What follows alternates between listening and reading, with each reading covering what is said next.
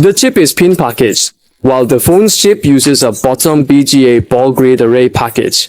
Let's first look at this chip. The so-called chip is actually only a small part in the middle. Upon examining its structure, the chip faces upward, and its internal circuits connect to the surrounding bumps. Then, each one is wire bonded, using crystal wires thinner than a hair to connect to the pins. It's then encased for protection, which is also called wire bonding packaging. As chips have more functions, the number of pins around them must also increase, and the size of the casing has to be made larger. If it were made into a chip at the level of a mobile phone processor, the size of a single chip would be almost as big as one of those leaders. Clearly, this kind of packaging is definitely not suitable. Let's look at how another type of packaging solves the size issue. Remove the chip's casing. The chip is facing downward, and the entire surface is covered with bumps. These bumps are closely attached to a wire lead frame. Notice, the circuitry of the wire lead frame is directly perforated to the other side, and then metal balls are implanted. The chip connects externally through these metal balls. Compared to before, the area becomes smaller, and the number of pins can become very numerous. If it is used in a mobile phone, this step is not enough. Mobile phone chips include not only the core computation, but also storage, baseband, and various other modules, meaning that chips with multiple modules need to communicate with each other and be integrated into one package.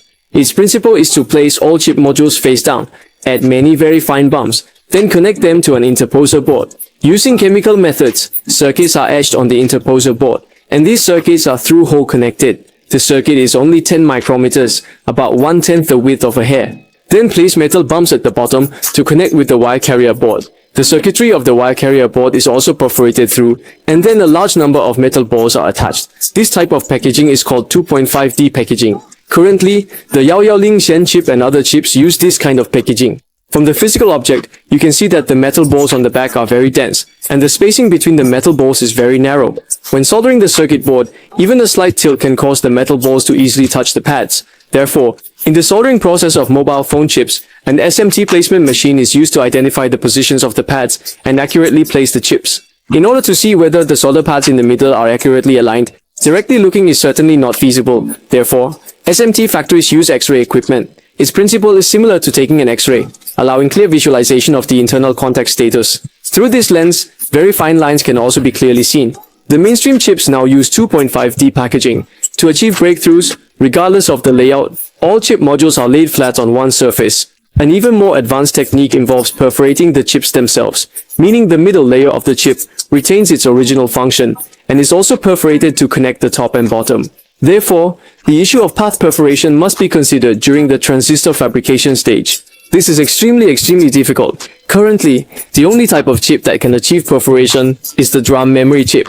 The three-dimensional packaged chips currently implemented are used in the image processing chips of cameras. The top is for the light receiving sensor, the middle is drum with through silicon via, and the bottom is the calculation module for logic operations, perfectly forming a three-dimensional package. Therefore, the future direction of chip development is to achieve through-hole stacking of all chips together. This is extremely difficult and has not yet been realized. 以上就是芯片的封装原理。